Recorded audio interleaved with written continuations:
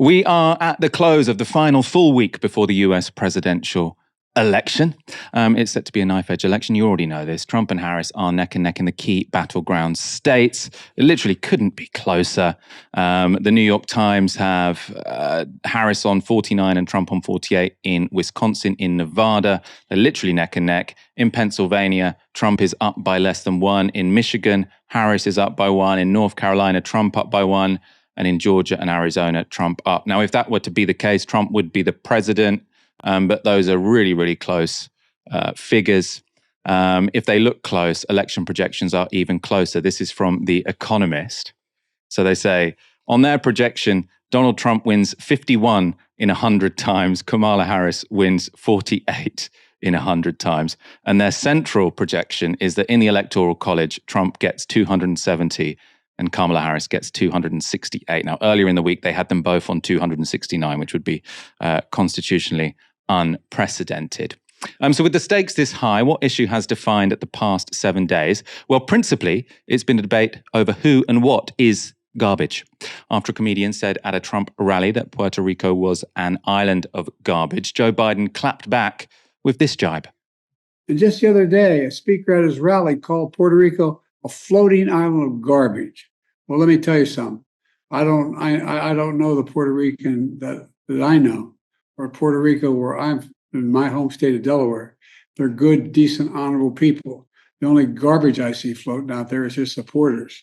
His demonization of seen as unconscionable, and it's un-American. It's totally contrary to everything we've done, everything we've been. So that was very much evocative of Hillary Clinton calling Trump supporters deplorables. This is the kind of thing you're not supposed to do, but the guy is, there's been mental deterioration, as everyone's been talking about for the past 4 or so years. And Trump, as you would imagine, has taken full advantage of that slip-up. 250 million people are not garbage. I can tell you who the real garbage is, but we won't say that.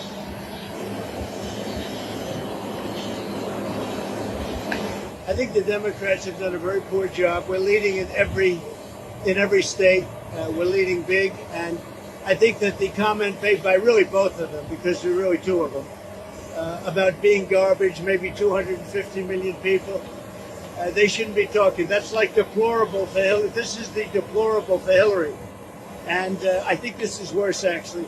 For Joe Biden to make that statement, it's really a disgrace. Unsurprisingly, Kamala Harris has tried to distance herself from Joe Biden's remarks. I strongly disagree with any criticism of people based on who they vote for. You heard my speech last night and continuously throughout my career. I believe that the work that I do is about representing all the people, whether they support me or not. And as President of the United States, I will be a president for all Americans, whether you vote for me or not.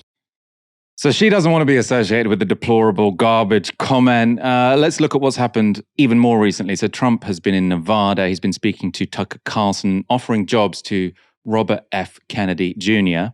See, Bobby, I love you looking at health.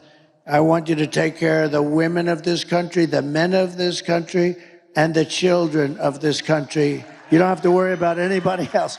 But the one thing you got to do for me, Bobby, is leave what's under my feet, the oil and gas. You leave that to me, Bobby, because we're going to make so much damn money, and it's clean. It's going to make it clean. So RFK Jr. is the vax skeptic who he wants to put in charge of children's health. Doesn't sound like a great idea. He also found time to fantasize about violence against a political opponent. And I don't blame him for sticking with his daughter, but his daughter is a very dumb individual, very dumb. She's a radical war hawk. Let's put her with a rifle standing there with 9 barrels shooting at her, okay? Let's see how she feels about it. When the guns are trained on her face. So he's talking about Liz Cheney having the guns trained on her face. And he's right about her being a war hawk.